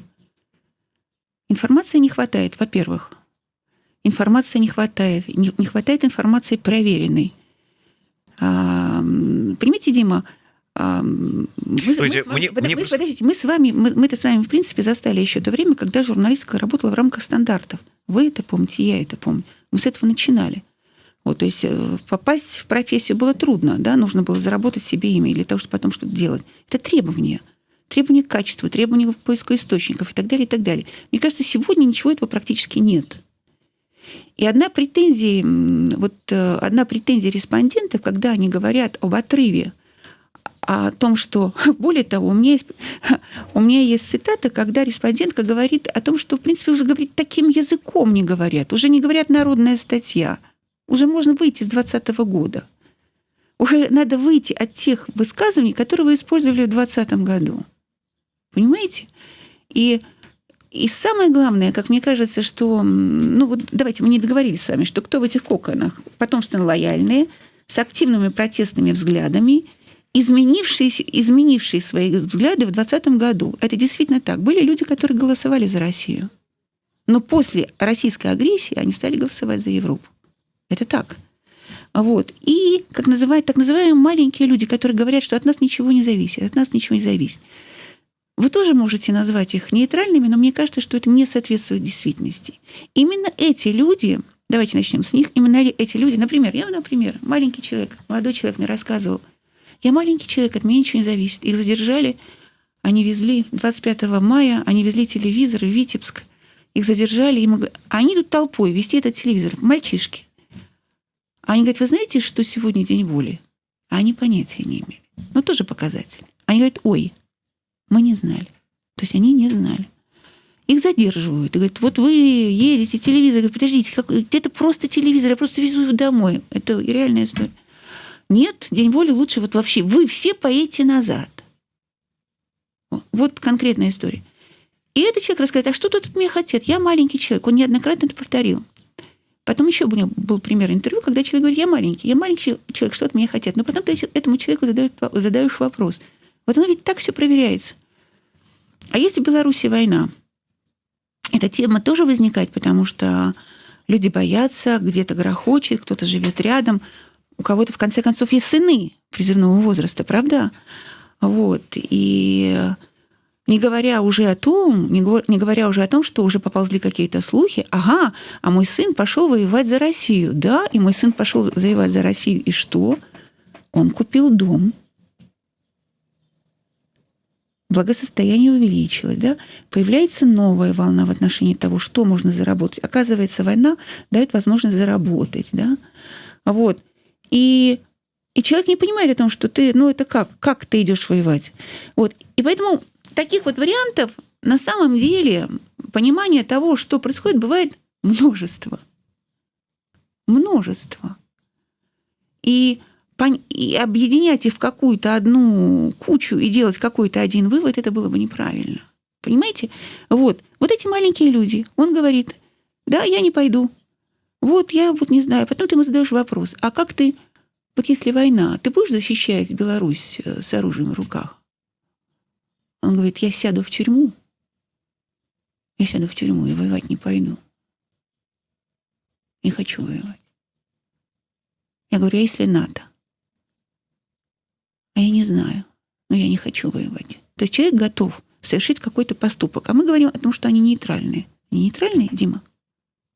Или девочка, которая говорит, я маленькая, я не принимаю никаких решений. Но она, например, вот что она говорит в отношении, это же совершенно замечательное высказывание в отношении Европы. Зависло. Сейчас, секунду. Вот что она говорит в отношении Европы. Вот она говорит.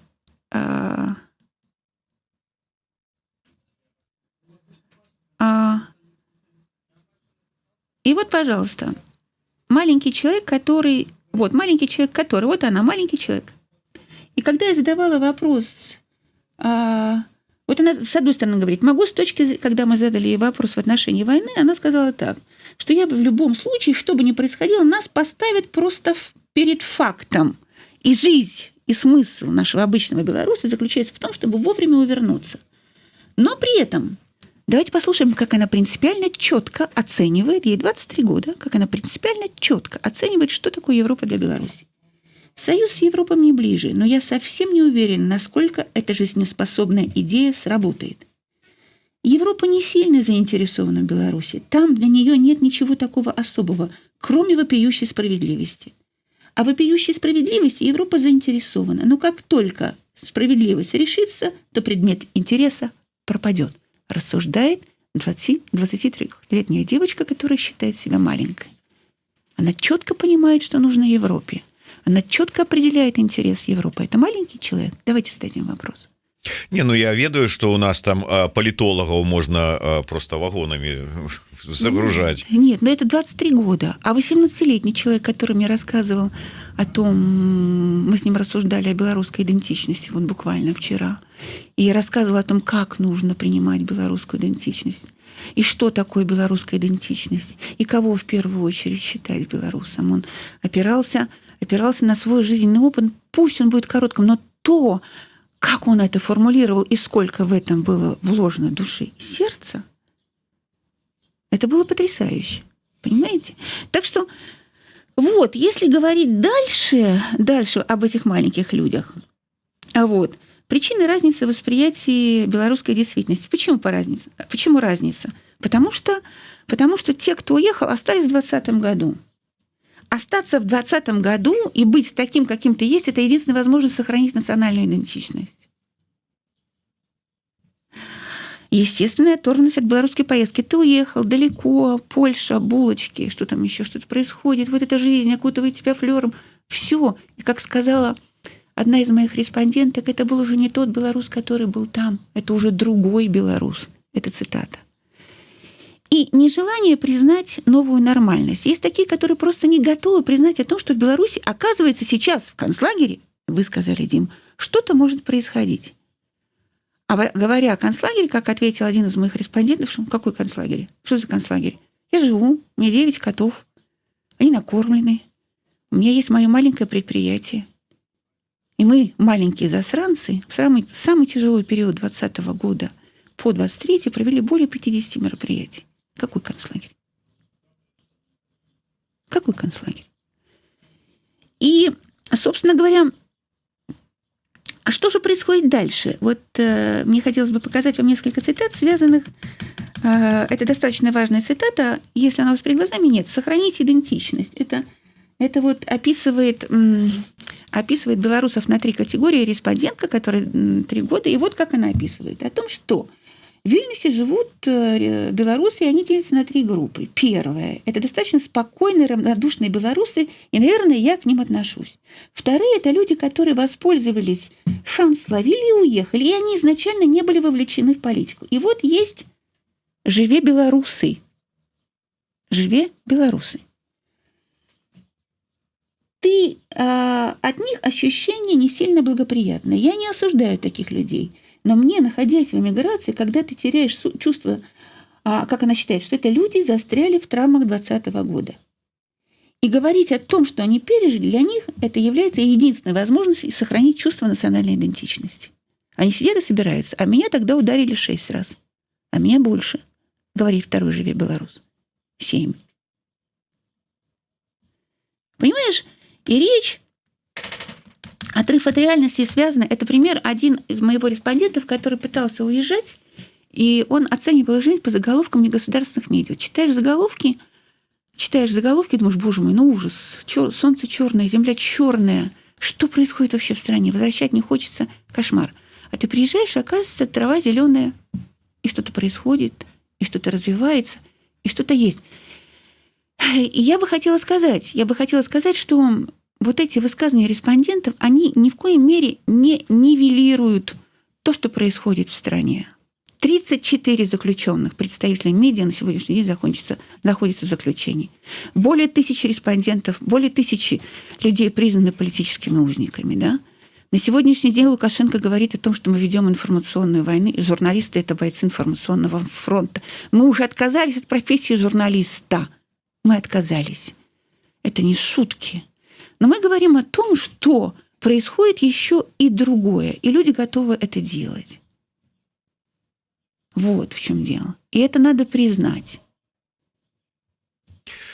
Безумоўна прызнаем, безумоўна разумеем, что жыццё не спынілася, что в Беларусі новая рэальнасць, і у гэтай новай рэальнасці люди жывуць і радуюцца, і пакутуюць, і нараджаюць дзяцей, і хаваюць сваякоў, і праводзяць мерапрыемства. Все адбываецца. Жыццё, безумоўна, не спынілася. Якасць жыцця, канешне, тут пытанне, кожны сам дае сабе адказ на яго, але давайте ўжо на заканчэнне да гэтага пытання і вернемся. Што ж дае вам надзею?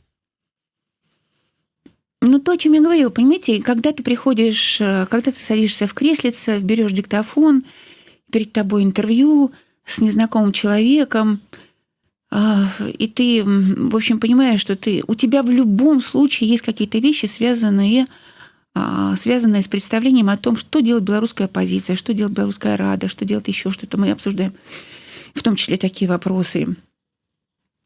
Ты имеешь какое-то представление о белорусских людях, и ты с каким-то набором этих представлений, который, безусловно, должен просто закрыть в отдельный шкафчик. Ты не имеешь права выходить на такую работу с чем-то. Хотя должен их иметь в виду и так далее. И вот когда ты приходишь, и ты начинаешь работать, ты находишь золото. Это удивительное чувство. Ты находишь человека, высказывание, потому что единица измерения качественного интервью – это высказывание. Ты находишь высказывание, которое переворачивает все в твоей жизни. Молодого мальчика, 19 лет, который говорит о том, что вы знаете, наверное, быть белорусом – это быть им всю жизнь и искать его в себе. Вот помните, он говорит, как было у Быкова, дожить до рассвета. Помните, когда этот лейтенант, лежа один, должен был принимать решение, о котором не узнает никто, кроме него. И вот мы ведем с ним беседу, говорит мне этот мальчик. Смысл заключается в том, что мы должны всю жизнь искать в себе этого белоруса. Я восхищена белорусской молодежью. При том, что вы скажете, она беседует только с протестами. Неправда. Неправда. Самые разные политические взгляды. От тех, кто поддерживает Лукашенко, до тех, кто не поддерживает никого, до тех, кто вот анархические такие тенденции Эдички Лимоновой. Да, а вот Запад до основания, а мы создаем свою, а мы создадим свою. А мы не хотим уезжать, потому что мы хотим жить здесь, мы хотим здесь создать новую Беларусь. А уезжать – это поражение. Вот ты думаешь, как? Вот тут все куда-то вот. Это открытие.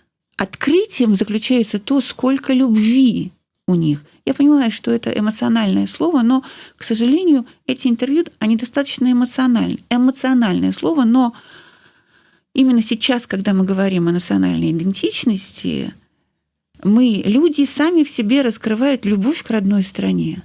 Ах, если бы вы знали, Дима, как они говорят о Беларуси, как они говорят о белорусском языке, с какой любовью, с какой нежностью они говорят об этом. С какой страстью они об этом говорят, как они внимательно обдумывают ответ, а что значит быть белорусом? И вот открытия делаются на основании того, что мы, как оказалось, надо быть готовым, как пишут в учебниках социологии, нужно быть готовым, потому что ты ничего не знаешь. Вот примерно так я начинаю каждое мое интервью. Я ничего не знаю.